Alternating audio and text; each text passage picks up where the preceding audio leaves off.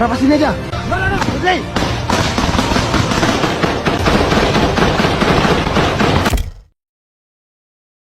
Sebuah operasi militer berskala terbatas kembali mengguncang wilayah pegunungan Intan Jaya, Papua. Dalam operasi rahasia yang digelar dengan sangat terukur, pasukan elit TNI berhasil menggempur dan merebut salah satu markas KKB. Dalam kontak senjata yang berlangsung cukup sengit, 14 orang anggota kelompok itu dilaporkan tewas di tempat, termasuk satu nama yang cukup dikenal sebagai pimpinan lapangan, yakni Undius Kogoya. Operasi besar ini dilakukan oleh Komando Operasi Habema, Kogab Wilhan III di Kampung Soanggama, Distrik Homeo, Intan Jaya. Pasukan TNI berhasil menguasai markas Kodab 8 Soanggama.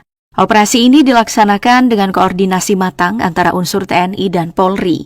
Pasukan bergerak cepat menyisir titik-titik strategis yang selama ini menjadi basis pergerakan kelompok itu.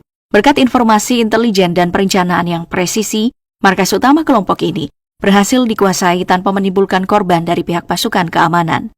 Selain berhasil melumpuhkan belasan anggota, TNI juga merebut kembali satu kampung yang sebelumnya sempat dikuasai oleh kelompok itu. Dan kini, bendera merah putih kembali berkibar di wilayah itu sebagai simbol kembalinya kedaulatan negara. Keberhasilan ini menjadi bagian dari strategi lebih luas dalam menjaga stabilitas keamanan di Papua. Panglima TNI menyampaikan bahwa operasi ini bukan hanya bertujuan menumpas aksi kekerasan, tapi juga memastikan bahwa negara hadir dalam memberikan rasa aman kepada seluruh warga negara tanpa terkecuali. Kampung-kampung yang selama ini berada dalam bayang-bayang teror, kini mulai kembali tenang berkat kehadiran aparat keamanan yang terus melakukan penjagaan dan pendekatan secara humanis terhadap masyarakat setempat. Dengan kemenangan ini, TNI dan Polri menegaskan bahwa mereka akan terus berada di garda terdepan dalam menjaga keutuhan wilayah NKRI, sekaligus menunjukkan bahwa tindakan kekerasan dan separatisme bersenjata tidak akan pernah mendapatkan tempat di tanah Indonesia. Papua adalah bagian sah dari Negara Kesatuan Republik Indonesia, dan setiap upaya untuk mengganggu kedamaian di wilayah ini akan dihadapi dengan ketegasan, profesionalisme, dan dedikasi penuh demi kedaulatan bangsa, NKRI, harga mati.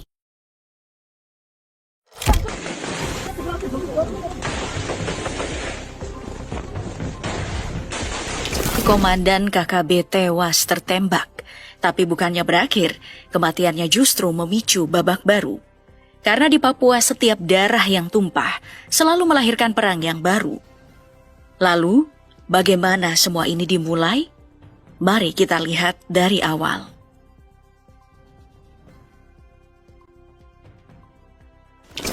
Di tengah konflik yang tidak kunjung padam, negara membentuk satu kekuatan khusus, Operasi Damai Kartens. Diluncurkan sejak Desember 2022, operasi ini melibatkan 1.925 personil gabungan TNI dan Polri. Tujuannya jelas, menekan pergerakan KKB dan menciptakan rasa aman bagi masyarakat Papua. Tapi medan Papua bukan medan biasa. Hutan lebat, lembah curam, dan kabut tebal membuat setiap langkah jadi taruhan nyawa. Operasi ini kemudian dibangun dengan dua pendekatan, preemptif dan preventif, bekerja secara terbuka maupun tertutup. Seiring waktu, kekerasan justru meningkat. Serangan demi serangan datang silih berganti, membuat koordinasi antar aparat jadi tantangan tersendiri. Karena itu, pada awal Agustus 2024, Panglima TNI Jenderal Agus Subianto memutuskan langkah baru, membentuk Komando Operasi Habema, satuan gabungan yang menyatukan strategi TNI dan Polri di bawah satu komando. Strateginya disebut Smart Power, perpaduan antara soft power, hard power, dan diplomasi militer. Pimpinan operasi pun dipercayakan kepada Maijen TNI Luki Avianto, mantan Komandan Grup 1 Kopassus, lulusan terbaik Akmil tahun 1996. Sosok yang dikenal cepat, tegas, dan tidak banyak bicara. Tapi di balik rencana besar ini, konflik justru semakin brutal. Mampus UPM kamu. Siram dulu sebentar, baru bergerak.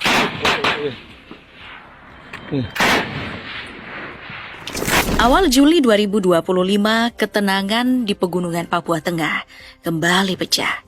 Di Kabupaten Puncak, kelompok kriminal bersenjata melakukan serangan besar. 2 rumah milik Bupati Puncak, Elvis Tabuni, dibakar habis. Dari udara, rekaman drone memperlihatkan belasan orang membawa senjata berjalan beriringan sebelum membakar rumah Bupati Puncak. Brigjen Faisal Ramadhani, Kepala Operasi Damai Kartens, menyebut lokasi ini dibakar karena KKB menganggap rumah Bupati dijadikan pos militer. Tapi bukan cuma itu, 4 bangunan lain ikut hangus di distrik Omukia, sebuah gereja, rumah dinas Pemda, puskesmas, dan 1 unit sekolah. Tidak ada korban jiwa, tapi pesan yang dikirim jelas. KKB mau menunjukkan mereka masih berkuasa di wilayah tinggi Papua. Masuk di bulan Agustus, situasi pun makin memanas. 8 anggota KKB dilumpuhkan dalam serangkaian kontak tembak di wilayah Papua Pegunungan dan Papua Tengah. Bentrokan pertama terjadi pada 8 Agustus di distrik Mewoluk, Puncak Jaya. 3 anggota kelompok Tenggamate Enumpi tewas, beberapa pucuk senjata laras pendek, amunisi, dan radio komunikasi disita. Tapi balasan datang cepat. Senin tanggal 11 Agustus, baku tembak kembali terjadi di Kampung Mamba, distrik Sugapa. Kontak senjata ini menewaskan Danyon Titigi, sementara 2 anggota lainnya terluka parah. Sehari berselang, situasi makin tidak terkendali. Kontak senjata pecah lagi. Kali ini menewaskan 2 anggota KKB, termasuk Komandan Wilayah Mamba, Kodap 7 Kemabu, dan ajudannya. Deretan peristiwa ini menandai sesuatu yang jelas, perang antara KKB dan TNI Polri sudah masuk fase baru, fase tanpa kompromi.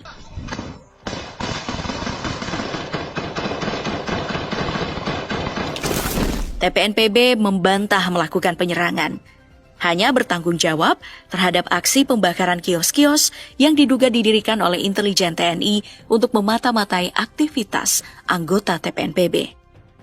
Tapi yang jelas, kejadian ini kembali mengguncang masyarakat, mengingatkan kalau di Papua tidak ada tempat yang benar-benar aman, bahkan bagi mereka yang hanya ingin mengajar atau hidup tenang. Tapi di tengah serangkaian korban dan baku tembak, pernyataan Sebi Sambom membuat situasi semakin tegang. Ia menegaskan bahwa TPNPB akan terus melancarkan serangan dengan target utama pos-pos militer dan patroli aparat. Di sisi lain, Satgas TNI Polri juga tidak tinggal diam. Di Kiwirok, Papua Pegunungan, Satuan Gabungan memburu anggota TPNPB OPM yang diduga membakar sekolah. Memasuki akhir September sampai Oktober 2025, konflik di Papua mencapai titik paling panas dalam 2 tahun terakhir. Langit Kiwirok, Papua Pegunungan jadi saksi intensitas perang terbuka antara pasukan TNI dan KKB. Juru bicara TPNPB, Sebi Sambom, mengatakan sejak tanggal 1 hingga 6 Oktober, sejumlah pesawat tempur Super Tucano terlintas mondar-mandir di udara. Pesawat buatan Brasil itu memang dirancang untuk misi kontra insurgency, operasi yang menghadapi pemberontakan bersenjata di daerah terpencil. Dan kali ini, langit Papua menjadi arena uji tempurnya. Beberapa sumber lokal melaporkan pesawat-pesawat ini bukan cuma terbang rendah, tapi juga menjatuhkan peledak di titik-titik yang diduga menjadi markas KKB.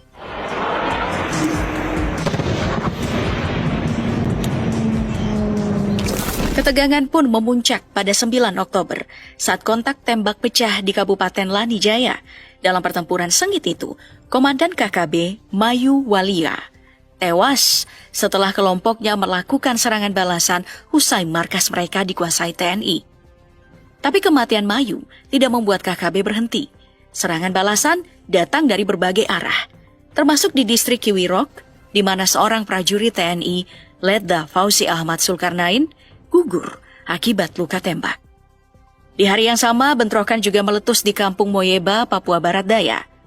Dalam kontak senjata ini, Praka Amin Nurrohman tewas tertembak dan 1 pucuk senjatanya berhasil dirampas oleh kelompok penyerang. Minggu 12 Oktober, medan pertempuran berpindah ke Kabupaten Duga, Papua Tengah. Seorang prajurit TNI lainnya, Prada Yusuf Natabaya, juga gugur dalam kontak tembak yang berlangsung selama beberapa jam di tengah hujan lebat dan kabut tebal. Tapi korban bukan cuma datang dari pihak aparat. Warga sipil pun kembali jadi sasaran. Di Intan Jaya, kelompok KKB pimpinan Daniel Aibon Kogoya menembak mati seorang pekerja proyek jalan. Alasan mereka sederhana, proyek ini dianggap bagian dari operasi militer. Sementara di Kabupaten Yahukimo, seorang guru juga tewas setelah diserang oleh orang yang tak dikenal. Tapi pihak TPNPB membantah melakukan pembakaran sekolah. Semua peristiwa ini menjadikan Oktober 2025 sebagai bulan paling berdarah di Papua dalam beberapa tahun terakhir. Serangan udara, kontak tembak beruntun, pembakaran fasilitas umum korban sipil, dan ancaman serangan baru. Semuanya membuat situasi kian tak terkendali. Dan di tengah kepulan asap serta suara ledakan ini, satu hal jadi jelas. Papua bukan lagi sekadar konflik lokal. Ini sudah menjadi perang kecil di dalam negeri.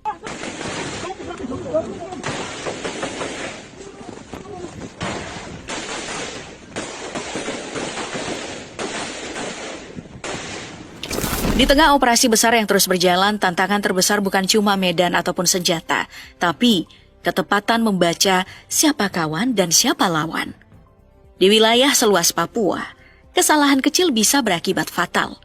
Salah identifikasi, salah informasi, bahkan salah sasaran bisa membuat warga sipil jadi korban.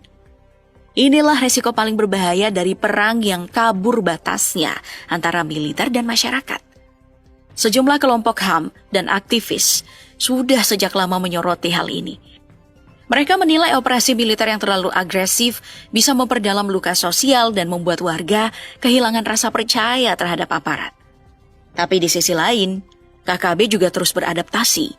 Mereka berpindah posisi dengan cepat, menyebar ke jaringan-jaringan kecil dan memanfaatkan kondisi alam Papua yang sulit dijangkau. Taktik gerilya ini membuat mereka nyaris tak bisa dilumpuhkan secara tuntas. Meski begitu, pemerintah tetap melanjutkan strategi dua jalur, menggabungkan kekuatan militer dan pendekatan sosial.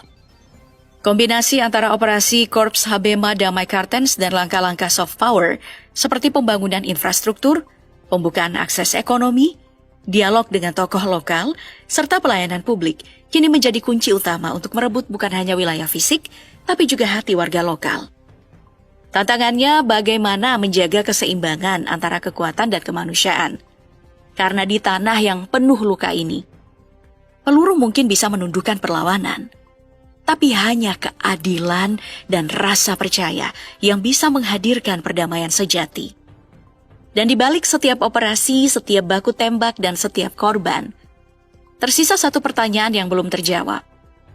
Apakah Papua benar-benar menuju damai, atau justru menuju babak perang berikutnya? Karena sebelumnya dari sejak lama Papua sudah menjadi wilayah konflik yang tak berkesudahan, tempat operasi-operasi militer dilancarkan. Nah, salah satunya adalah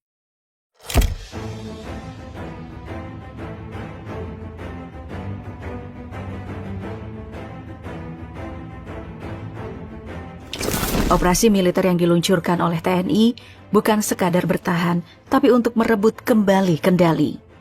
Apa sebenarnya tujuan dari operasi ini?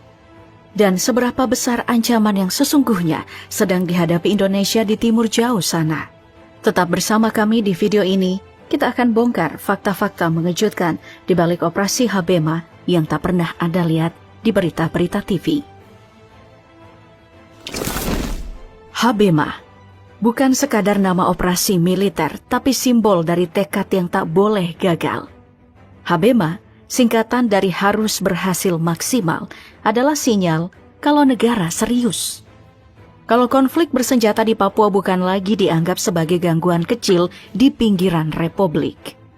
Menariknya, Habema juga adalah nama danau yang tenang di Jayawijaya.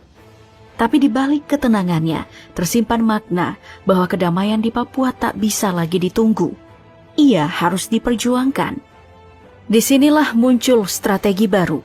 Bukan sekadar kekuatan militer biasa, tapi sebuah pendekatan yang oleh pemerintah disebut sebagai smart power, kombinasi dari soft power, hard power, dan diplomasi militer, gabungan antara senjata, hati nurani, dan strategi politik.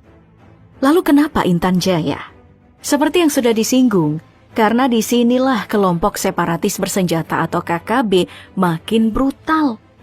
Penembakan aparat, pembakaran gereja, penyanderaan warga sipil.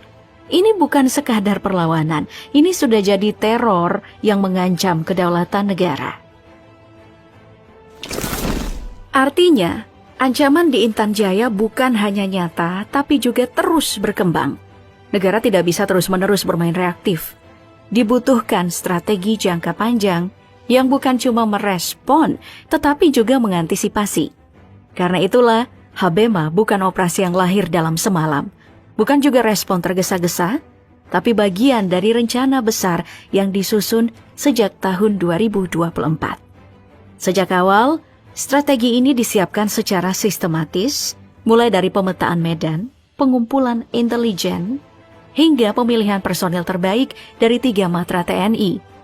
Semua digodok dalam senyap, menunggu momen tepat untuk bergerak. Dan momen itu datang pada tanggal 14 Mei 2025. Ketika Korps Habema akhirnya digerakkan menuju Intan Jaya, wilayah yang selama ini dikenal sebagai benteng tak tertembus kelompok separatis. Di lapangan, pasukan terdiri dari personil pilihan,